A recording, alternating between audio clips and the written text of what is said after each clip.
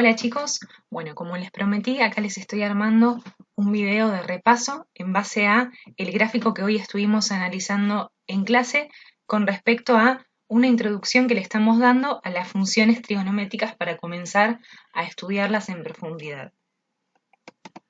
Vamos a empezar recordando las tres razones trigonométricas principales que son seno, coseno y tangente, y cada una de ellas tiene sus respectivas fórmulas.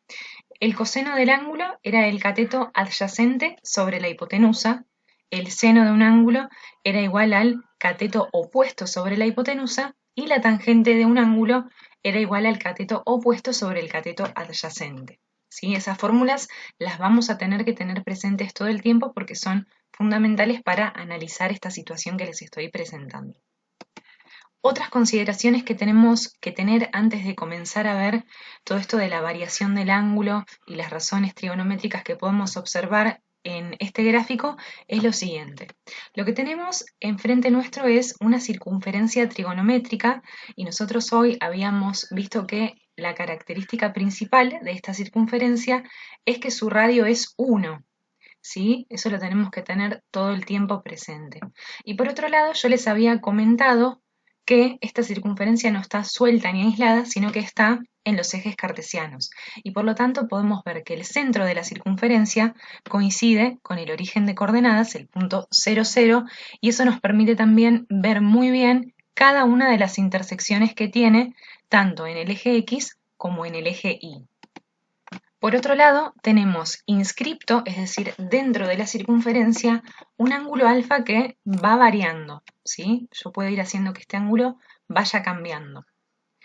La característica principal de este ángulo que estamos analizando dentro de esta circunferencia es que el vértice del ángulo lo hicimos coincidir con el centro de la circunferencia que, recordemos, a su vez coincidía con el origen de coordenadas. Esta es la forma en que nosotros vamos a ir analizando cómo va a ir cambiando este ángulo y cómo se pueden observar o analizar las razones trigonométricas en él. También tenemos que observar que a medida que yo hago variar el ángulo, se van formando distintos triángulos rectángulos que son los que vamos a tomar como análisis. Para hacer que este ángulo varíe, yo voy a ir moviendo el punto P, que es el punto de intersección de la circunferencia con el lado terminal de este ángulo. Miren cómo va cambiando las coordenadas X e Y de este punto P. Estos triángulos rectángulos que se van formando a medida que el ángulo alfa varía son los que vamos a tomar como análisis para aplicar lo que recién decíamos de las razones trigonométricas y sus respectivas fórmulas.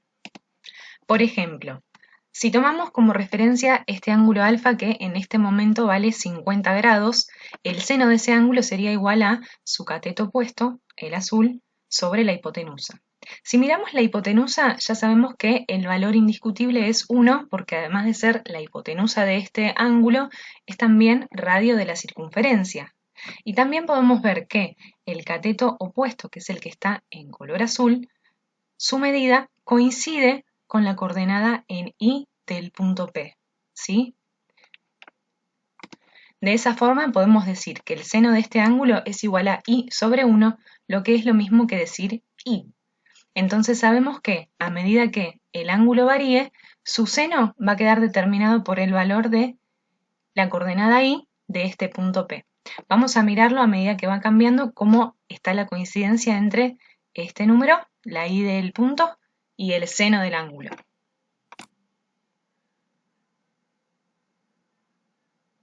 Sin importar cómo cambia el ángulo, siempre está esta coincidencia y es por eso que yo recién les comentaba. ¿Sí?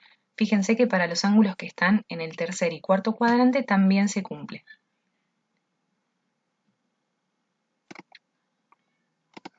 Con el coseno del ángulo va a pasar algo parecido. Esta vez tomamos un ángulo alfa de 55 grados para analizar y vemos que si queremos calcular el coseno de este ángulo sería el cateto adyacente, que es el que está en color rojo, sobre la hipotenusa. Nuevamente tenemos que la hipotenusa vale 1 y el cateto adyacente, que repito es el de color rojo, coincide en su medida, en su longitud, con la coordenada en X del punto. Eso quiere decir que el coseno del ángulo coincide con la coordenada en X del punto P. Voy a hacer que el ángulo varíe nuevamente y vayan observando cómo este número, la X del punto, coincide con el coseno del ángulo.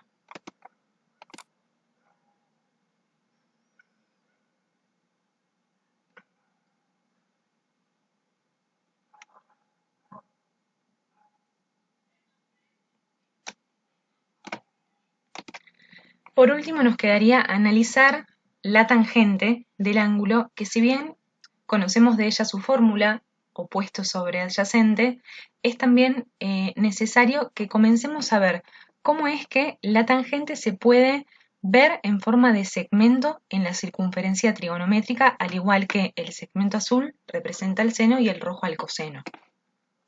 Para eso hay que tener presentes algunas consideraciones previas.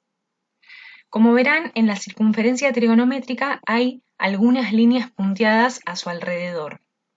Hay dos de ellas que son tangentes a la circunferencia, que son las dos que están acá al costado, esta y esta. Y se caracterizan por, además de ser tangente a la circunferencia, es decir, compartir con ella un solo punto, que son exactamente el punto 1, 0 y el punto menos 1, 0, son paralelas al eje Y, ¿sí?